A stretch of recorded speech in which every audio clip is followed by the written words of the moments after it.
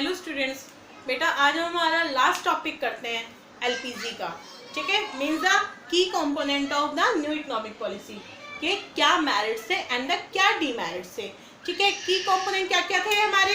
Liberalisation, privatisation and the globalisation. ठीक है, इनको अपनाने के क्या तो बेनिफिट हुए और क्या हानियां हुई, मीन्स द क्या मेरिट्स और डीमेरिट्स हुए। ठीक है, देखिए क्या क्या बेनिफिट हुए। सबसे पहले इसका सबसे बड़ा बेनिफिट क्या हुआ, हमारी इकोनॉमी कौन सी बन गई? Vibrant economy. देखो वाइब्रेंट क्या होता है, मतलब हिलना। क्या हो गया था ब्रिटिश के टाइम, हमारी इकोनॉमी क्या हो गई थी? स्टेबल हो गई थी ना। ठीक है, कुछ भी इंक्रीज नहीं हो रहा था, लेकिन एलपीजी को अपनाने से हमारी इकोनॉमी हिली।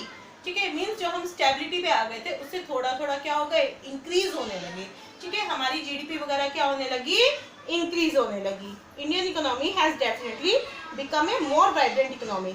ठीक है, ओवरऑल जो इकोनॉमिक एक्टिविटी थी वो क्या हुई, बढ़ी। इससे हमारी जीडीपी भी इंक्रीज हुई। ठीक है, फर्स्ट बेनिफिट ये हुआ। दूसरा बेनिफिट क्या हुआ? Stimulant to industrial production, means जो हमारी औद्योगिक जितनी भी उत्पादन था उनको क्या मिली, प्रेरणा मिली एलपीजी से।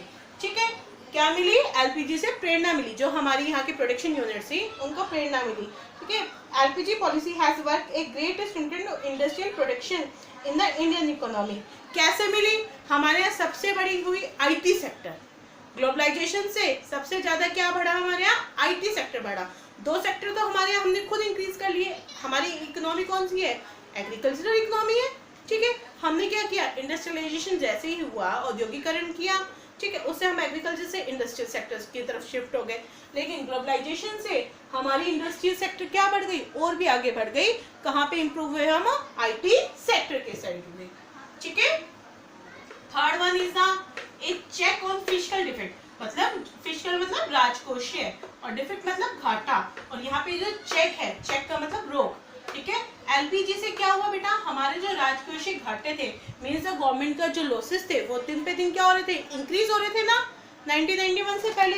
लेकिन जैसे ही हमने एलपीजी को अपनाया क्या हुआ, हमारी जीडीपी इंक्रीज हुई और इससे क्या हुआ, जो धीरे धीरे गवर्नमेंट के जो लॉसेस थे वो क्या होने लगे, कम होने लगे। ठीक है, next one is the a check on inflation.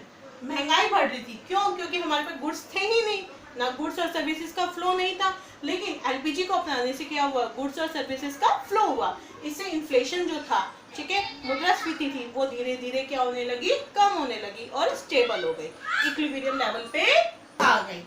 ठीक है, next one is the consumer servility.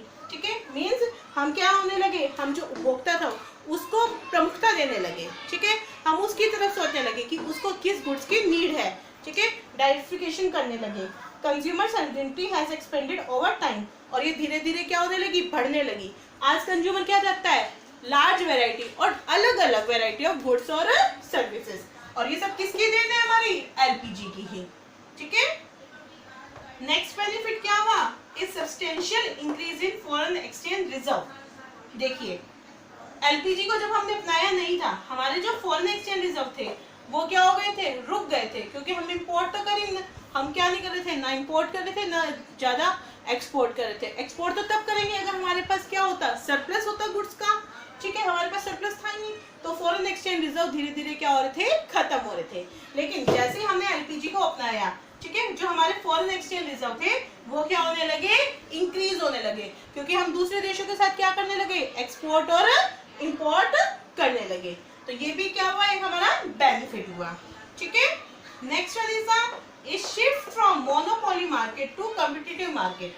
ठीक है, हमने ग्लोबलाइजेशन जब नहीं किया था, एलपीजी को नहीं अपनाया था, हमारी इकोनॉमी कौन सी बनती जा रही थी, मोनोपोली इकोनॉमी बनती जा रही थी।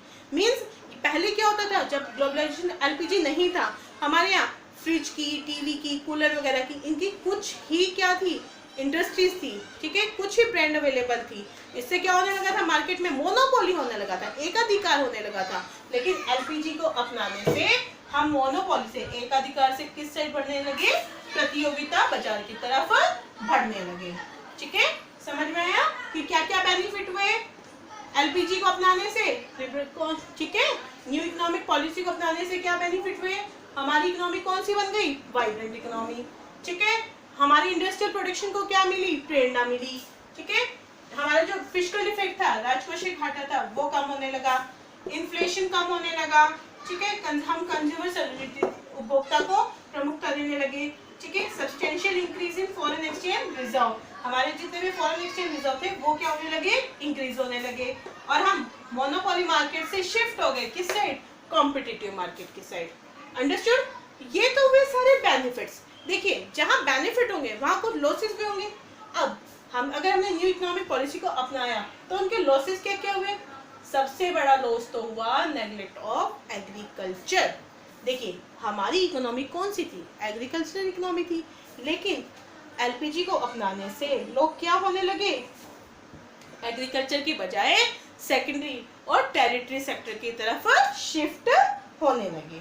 ठीक है, समझ में आ गया बेटा कि लोग किसकी तरफ शिफ्ट हो गए, हमारे सेकेंडरी इंडस्ट्रियल सेक्टर की तरफ, और टेरिटरी मीन्स आईटी सेक्टर की तरफ, सर्विस सेक्टर की तरफ शिफ्ट हो गए।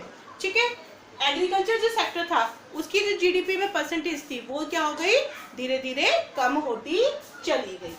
ठीक है, समझ में आया? Next one is the urban construction of growth process. हम ये कह रहे हैं कि विकास हुआ, लेकिन विकास एक तरफा हुआ, मीन्स विकास सिर्फ कहाँ हुआ, शहरों में। ठीक है, एलपीजी का बेनिफिट सिर्फ किसको हुआ, शहरों को। ठीक है, समझ में आया? लोग क्या होने लगे, इसलिए शहरों में विकास हुआ तो लोग गांवों को छोड़कर शहरों की तरफ बढ़ने लगे। अब शहरों में बढ़ने से क्या हुआ, वही क्या हो गया बेटा, रहने की प्रॉब्लम, लोगों के पास काम नहीं, तो इससे धीरे धीरे और बहुत सारी प्रॉब्लम्स आ गई। Understood? Next one is the, इससे क्या प्रॉब्लम हो रही है, इकोनॉमिक कॉलोनिज्म। आप जानते हो, ठीक है, कि 1947 से पहले हमारे यहाँ 200 साल अंग्रेजों ने राज किया। क्यों? क्योंकि हमने धीरे धीरे उनके गुड्स को क्या करने लगे, अच्छे करने लगे, वो धीरे धीरे हमारे यहाँ राज करने लगे उससे। ठीक है, हमने उनके गुड्स को अपनाया, आज भी हम वही कर रहे हैं। हम एमएनसीज जो मल्टीनेशनल कॉर्पोरेशंस हैं उनके गुड्स को ज़्यादा यूज़ करने लगे हैं। ठीक है, इससे धीरे धीरे कहीं ना कहीं हम वापस से उसी काल में जाने जा रहे हैं। ठीक है, पीछे वहीं जा रहे हैं धीरे धीरे। अंडरस्टूड? तो ये भी एक लॉस है। Next one is the spread of consumerism.